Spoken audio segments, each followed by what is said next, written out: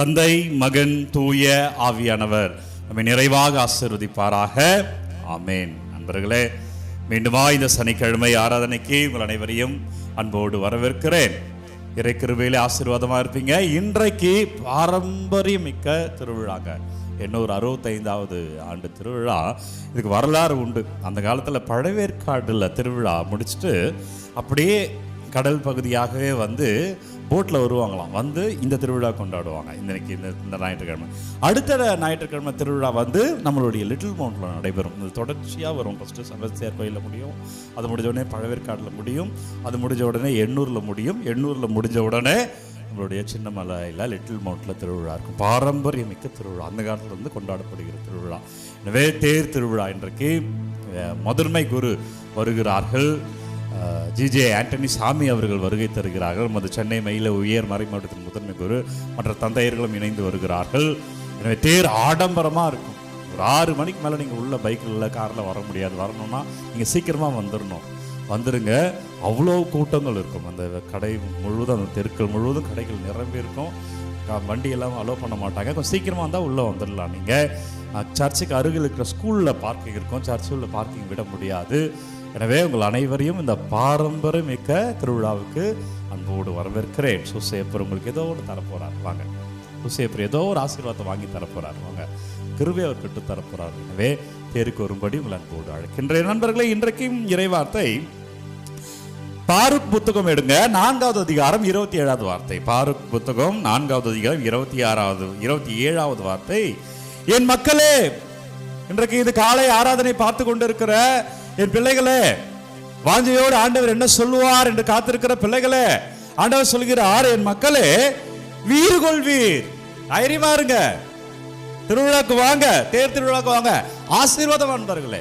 பாரம்பரியமிக்க திருவிழா. அதுவும் இல்லாம இந்த திருவிழா வந்து லைவாகவும் அற்புதர் இயேசு டிவி யூடியூப் சேனல்ல வந்து லைவாகவும் பார்க்கலாம். நேரலையாக இந்த திருவிழாவை நீங்கள் பார்க்கலாம்.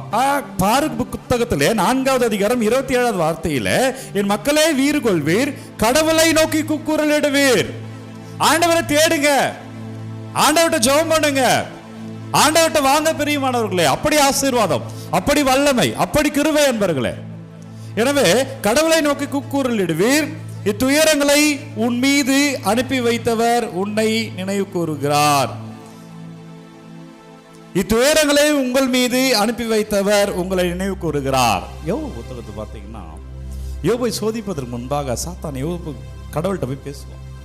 அப்ப ஆண்டவர் அந்த சோதனையை அனுமதிப்பார். சில நேரம் ஆண்டவர் அனுமதிக்கிறாருங்க.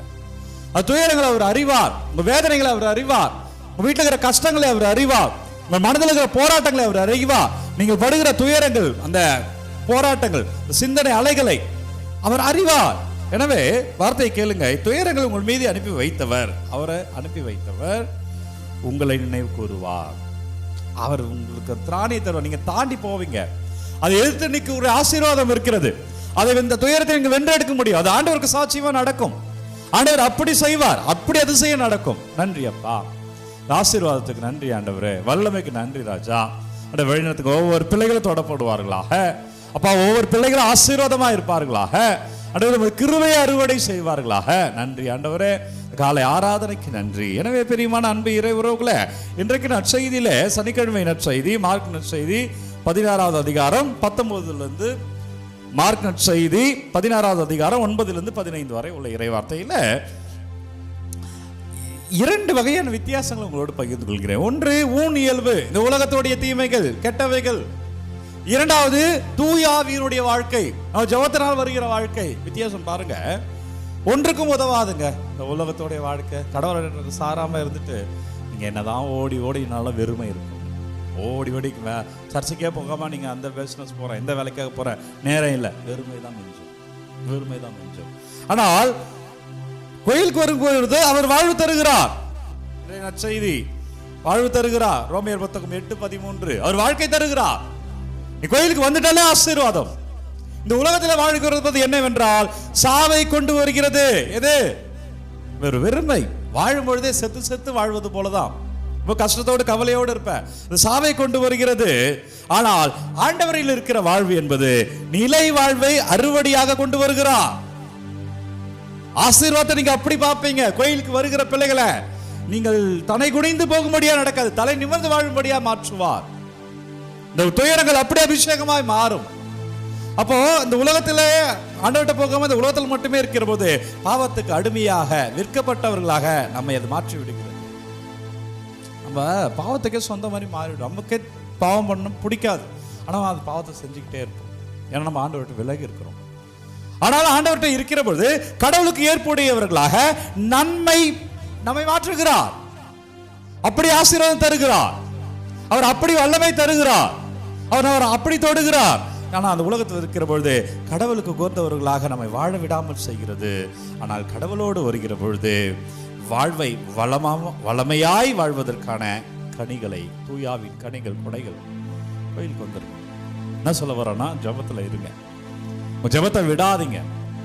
எந்த குழப்பமான நிலையாக இருந்தாலும், இன்னைக்கு சனிக்கிழமை மாதா ஜப மாலை ஜெபித்துட்டு ஆண்டவர்கிட்ட இருங்க அன்பர்களே. ஆண்டவரை முதன்மைப்படுத்துங்க, வேற எங்கேயும் போக வேண்டாம். உங்க பங்கு கோயில் போதும், உங்களுடைய அறை போதும், நீங்க வீட்டில் அமர்ந்து ஜபிக்கிறது போதும், உங்க பைபிள் போதும், அன்னைக்கு இறைவார்த்தை வாசிக்கிறது பைபிள் போதும். உங்களுக்கு அப்படி விடுதலை கிடைக்கும், அப்படி ஆசீர்வாதம் கிடைக்கும். நன்றி அப்பா, வல்லவரே நன்றி, நல்லவரே நன்றி அப்பா. ஒப்பு கொடுக்கிறேன் ஆண்டவரை, தொடுங்கப்பா, ஆசீர்வதிங்க ராஜா. கிருபையில வாழ்க, ஆண்டவர் பெயரில இருக்க, ஆண்டவருக்கு சாட்சியமா இருக்க ஒவ்வொரு பிள்ளைகளையும் தொடுங்க ஆண்டவரே. சனிக்கிழமை தேறி நாளாகிய 65வது ஆண்டு பெருவிழாவில் சூசையப்பர் ஜெபத்திலே ஆசீர்வாதமா இருப்பீர்கள். உங்கள் விண்ணப்பங்களை எல்லாம் ஆண்டவர்கிட்ட ஒப்பு கொடுக்கிறேன். என்னவெல்லாம் கமெண்ட்ல அனுப்புறாங்களோ, எதெல்லாம் வேண்டும் என்று கேட்கிறார்களோ, இயேசு கிறிஸ்துவின் பெயரால் அபிஷேகமா இருப்பீங்க. வல்லமையான இறைவன் உங்களை நிறைவாய் ஆசீர்வதிக்கிறார். தலைவணங்கி அவர் ஆசீர்வாதத்தை பெற்றுக்கொள்வோம். எல்லாம் அல்ல இறைவன் நம்மை மகன் தூய ஆவியார் நம்மை நிறைவாக ஆசீர்வதிப்பாராக. இந்த நாளும் இனிய நாளே. அன்பர்களே, 65வது ஆண்டு பெருவிழா தேர் பவனியானது இன்றைக்கு மாலை 6:30 மணிக்கு எண்ணூர் ஆலயத்தில் அனைவரும் வாங்க. சூசையப்பர் ஜெபத்தில் இறையர்களை பெறுங்க. God bless you, take care. உங்கள் விண்ணப்பங்களை கமெண்ட்டில் அனுப்புங்க. உங்களுக்காக நான் தொடர்ந்து ஜெபிக்கிறேன். இந்த காணொலி இந்த ஆராதனை யாருக்கு தேவை நினைக்கிறீங்களோ அவங்களோட ஷேர் பண்ணிக்கோங்க. Take care.